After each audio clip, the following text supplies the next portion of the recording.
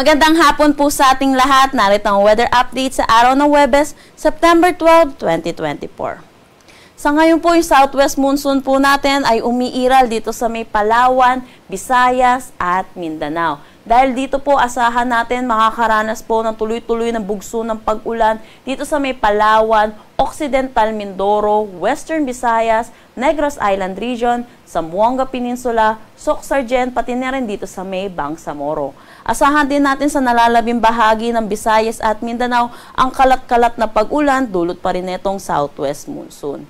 Update naman tayo dito sa bagyo na binabantayan natin na nasa labas ng ating Philippine Area of Responsibility na may international name na Bebinca. Ito ay isang kategory na severe tropical storm at ito'y huling namataan sa line 1,885 km east ng Northern Luzon.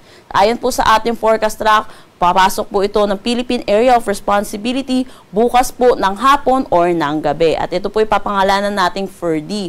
At sandali lang din po ito dito sa loob ng ating PAR at lalabas din po by Saturday. Pero asahan din po natin ang enhancement po nito ng southwest monsoon kaya makakaranas din mamalawakang pag-ulan lalo na po dito sa may Visayas at Mindanao.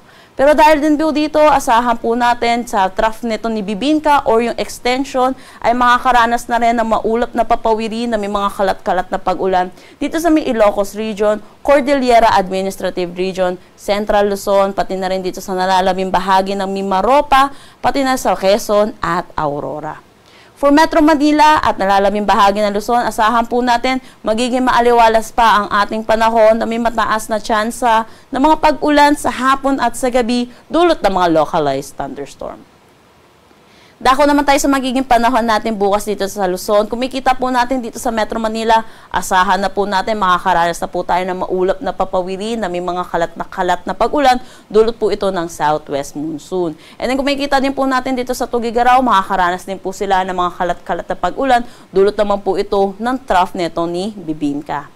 Agwat ng temperatura for Metro Manila, 25 to 31 degrees Celsius. Lawag, 24 to 32 degrees Celsius. Tugigaraw, asahan natin ang 25 to 32 degrees Celsius.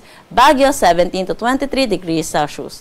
Tagaytay, 24 to 31 degrees Celsius. At Legazpi, 25 to 31 degrees Celsius.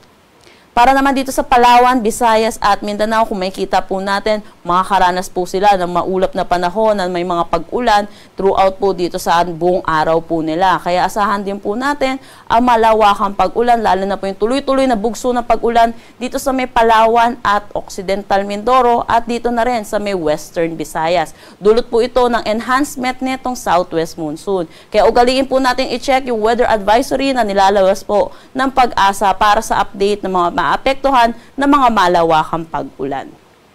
Agwat ng temperatura for Calayan Islands, 25 to 30 degrees Celsius. Dito sa Iloilo, asahan natin ang 25 to 31 degrees Celsius. Gayon din dito sa Tacloban at Cebu.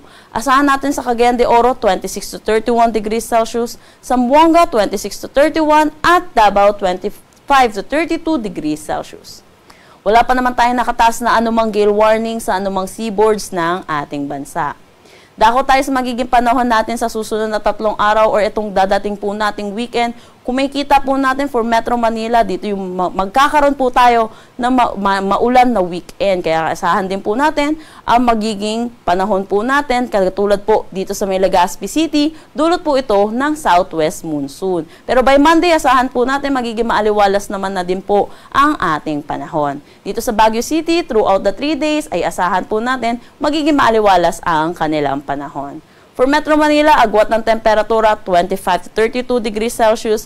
Baguio City, 17 to 23 degrees Celsius. For Legazpi City, asahan natin ang 25 to 31 degrees Celsius.